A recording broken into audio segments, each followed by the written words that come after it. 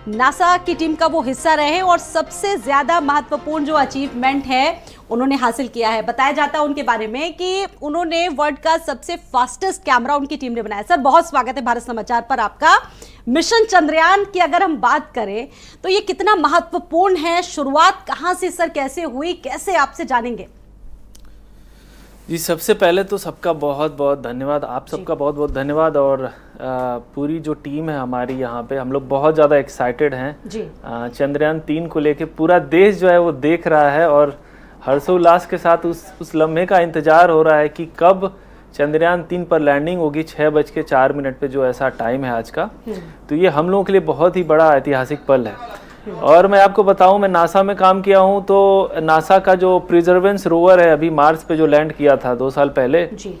मैं उस रूम में था और उस रूम में जो एक्साइटमेंट थी कि जब वो टच डाउन कर रहा है, वो मोमेंट जो था वो भूलने लायक नहीं है मेरे लिए। तो आज एज एन इंडियन मैं बहुत गर्वान्वित फील कर रहा हूँ कि आज मैं चंद्रयान 3 मिशन का एक हिस्सा बनने जा रहा हूँ, उसको देखने जा रहा हूँ कि किस तरह से लैंडिंग होने वाली है और आप सबसे जुड़ा हुआ हूँ। तो चंद्रयान 3 जो है ये मैं कह सकता हूँ कि भारत के लिए एक बहुत बड़ा जो हमारे पूरे भारत के लिए और इसरो के लिए एक बहुत बड़ी चुनौती भी है। और अगर हम लैंड कर जाते हैं तो ये जान लीजिए कि हमारे कंट्री का जो नाम है ना वो पूरे विश्व में हो जाएगा, इसरो का नाम पूरे विश्व में हो जाएगा कि देखिए इतने कम संसाधन में इसरो जैसा संस्थान भारत ने खड़ा किया है। और ऐसे ऐसे हमारे वैज्ञानिक हैं, इसमें युवा से लेके हमारे पुराने जो एक्सपीरियंस साइंटिस्ट हैं वो लोग जुड़े हुए हैं और इतने कम पैसे में इस मिशन को सक्सेसफुल बना देते हैं जहां पे आज तक दुनिया का कोई भी स्पेसक्राफ्ट लैंड नहीं कर पाया है। तो ये बहुत बड़ा कीर्तिमान होने वाला है हमारे लिए।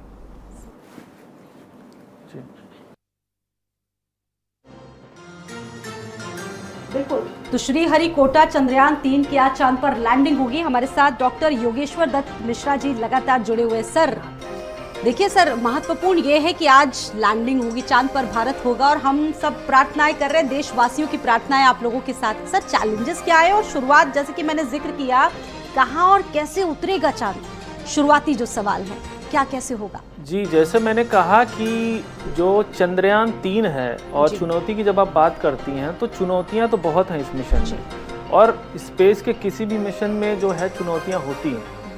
और चंद्रयान 3 का मिशन है, चाहे अगर हम चंद्रमा पे लैंडिंग करना चाहते हैं वो और भी ज़्यादा डिफिकल्ट है, इसलिए क्योंकि वहाँ पे कोई एटमॉस्फेयर नहीं है। तो आपको समझना पड़ेगा कि जब कोई हवा नहीं है तो धरती पे जब हम देखते हैं स्पेसक्राफ्ट नीचे जाता है तो हवा बहुत ज़्यादा होती है।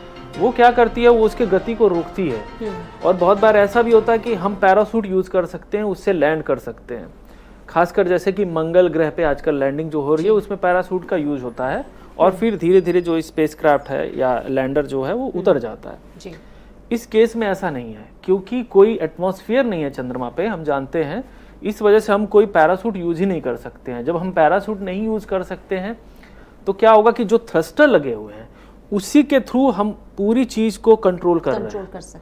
तो थ्रस्टर के थ्रू धीरे धीरे धीरे धीरे उसमें जो भी बर्न है उसको कम कर रहे हैं ताकि वेलोसिटी जो है, स्पीड जो है वो कम हो जाए।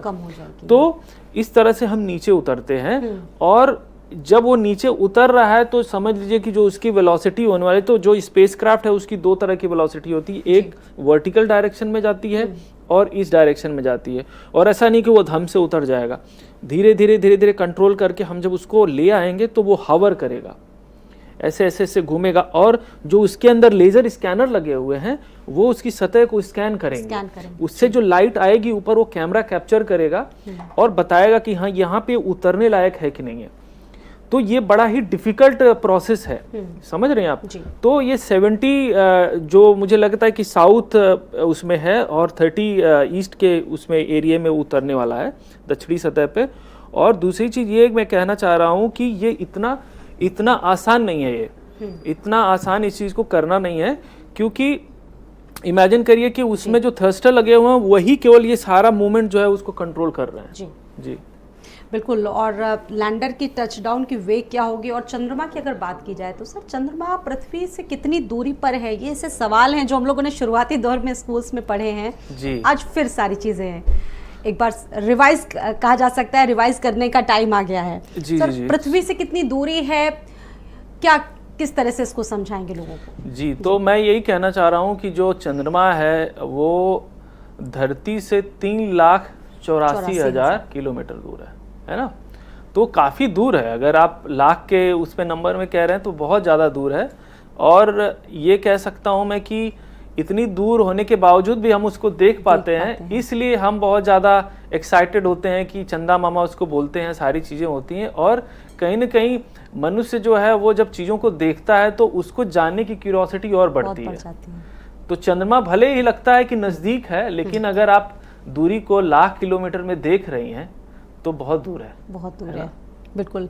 जो सिग्नल भेजने का और रिसीव करने का जो एक प्रोसेस होता है, एक टाइमिंग होती है सर, वो क्या होती है अगर आसान लैंग्वेज में हम लोग समझे इसे? तो देखिए, तो जैसे क्या है कि अब सिग्नल जो आप रिसीव करते हैं चाहे भेजते हैं जी, तो कोई भी सिग्नल हम ऑप्टिकल फाइबर के थ्रू भेजते हैं या एंटीनास के थ्रू भेजते हैं, और ये सारे जो होते हैं इलेक्ट्रोमैग्नेटिक वेव होती हैं जी। और इलेक्ट्रोमैग्नेटिक वेव जो होती हैं उनकी जो रफ्तार होती है 3 लाख किलोमीटर पर सेकंड के हिसाब से होती है। तो अब 3 लाख किलोमीटर की रफ्तार से अगर वो जा रहा है तो समझिए कि हमको वहाँ पर पहुँचने में या सिग्नल को आने जाने में 1 से 2 सेकंड लगेगा। 2 सेकंड के करीब लगता है अगर हम राउंड ट्रिप कर रहे हैं। लेकिन वो चीज़ हम कैलकुलेट कर रहे हैं कि मान लीजिए कि अगर चांद के किनारे में अगर कोई स्पेसक्राफ्ट है जिसपे एंटीना लगा हुआ है और वो सिग्नल भेज रहा है, तो वहां से ये दूरी को हम मानेंगे। लेकिन मान लीजिए उसकी पोजीशन किसी और जगह पे होगी तो वो समय और ज्यादा हो सकता है। अच्छा, ये दुनिया जो बहुत है रहस्यमयी है, बचपन से हम लोग देखते थे, चांद की दुनिया के बारे में सोचते थे, और वो सपना देखिए आज आप लोगों की बदौलत सच होने की कगार पर है। कितनी दूर हैं अभी हम चांद पर? मुझे लग रहा है कि कल का जो मतलब जो हमारा कल का नंबर था, आई थिंक 25 किलोमीटर हम लोग दूर रहे हैं, और आई थिंक 25 किलोमीटर से और नीचे जाएंगे। मुझे लग रहा है कि 20 किलोमीटर पे जब पहुंचेंगे तो वहां से डिसेंट जो है हमारा शुरू होने वाला है। जी जी जी, बिल्कुल। तो ये माना जाए कि एक बड़ी छलांग भारत की तरफ से होगी, क्योंकि अगर ये सफल लैंडिंग होगी। अच्छा सर, प्लान बी पर भी हम लोग लगातार बात कर रहे हैं, प्लान बी भी होगा, भगवान ना करे कि प्लान बी पर जाना पड़े, आज सब कुछ सक्सेसफुली हो जाए। प्लान बी क्या है आपसे समझेंगे? जी, तो देखिए प्लान बी जैसे मैंने पहले ही कहा कि चंद्रयान 2 जो था वो मतलब हम एकदम से समझिए कि पहुंचते पहुंचते रह गए, है ना? तो जब हम पहुंचते पहुंचते रह गए, अब क्या है कि चंद्रयान 2 से भी हमने बहुत कुछ सीखा। हमने ये सीखा कि हमको जो हमारे थ्रस्टर हैं जिससे हम नीचे उतरेंगे उनको और पावरफुल बनाना है, ठीक है? फिर जो एरिया है, लैंडिंग का एरिया था बहुत छोटा, हमने उस समय चूज किया था, उसको भी हमें बढ़ाना है ताकि जब लैंडर उतरे तो उसके पास ज़्यादा ऑप्शन हो, ठीक है? क्योंकि जब लैंडर उतरेगा तो उसका एक एटीट्यूड होगा, उसका एक एल्टीट्यूड होगा, उसकी एक वेलोसिटी होगी, उसके थ्रू उसको नीचे जाना है। अब अगर एरिया छोटा है तो अपने एटीट्यूड या एल्टीट्यूड को लैंडर तेजी से नहीं बदल पाएगा, लेकिन अगर एरिया बड़ा होगा तो उसको लंबा समय मिलेगा हवर करने के लिए, चाहे अपने वेलोसिटी को कम करने के लिए।